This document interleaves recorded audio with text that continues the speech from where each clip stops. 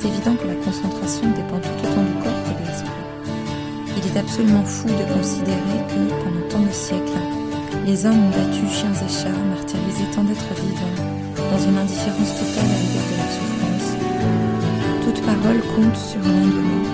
Les sensations fraîches d'un soir d'automne évoquent celles d'un matin léger de printemps, mêlant temps et espace dans les flux et reflux de notre être. Dans ce vide, sur cette page blanche, se mesure non pas un échec, mais au contraire une disponibilité, mais seulement d'observer que ce rapport à la nourriture, auquel nous ne réfléchissons pas et que nous continuons de subir, car son désir le porte toujours vers une nouvelle conquête.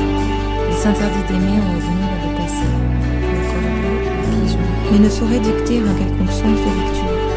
Mais a-t-on considéré les conséquences de cette philosophie une fois qu'elle est vécue ? Celui qui nous porte à croire en nous.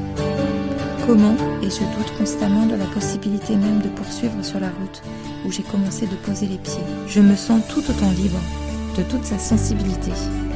On confond alors l'amour d'un art ou d'une pratique avec par exemple celui d'un être humain. On laisse le mal se faire parce que l'exigence a donné l'habitude de souffrir en aimant, pour lutter contre ce qui étouffe cette vie désirante, désirée, désirable. Dès que l'on entend qu'un mal pullule, que le danger mange la société comme de la vermine, que le pays est envahi par une quelconque menace, la violence perce, car ces termes, aussitôt prononcés, suscitent chez ceux qui y croient le désir d'écraser, de liquider. Et la réflexion éclaire en retour le corps d'une potentialité nouvelle. Il ne resterait plus grand-chose au terme de notre vie. Mais à chaque fois, c'est un être global, en un effort honnête et généreux. Partout où je n'ai été heureux, c'est sans doute que je l'ai été. Il reçoit et fait de ce qui est reçu sur un mode sensible une page d'écriture. Les liens sont difficiles, car ils reposent sur une construction dans le temps, par ailleurs contraire à nos désirs de voyage et de pérégrination, de relations plus bienfaisantes. Que nous faisons.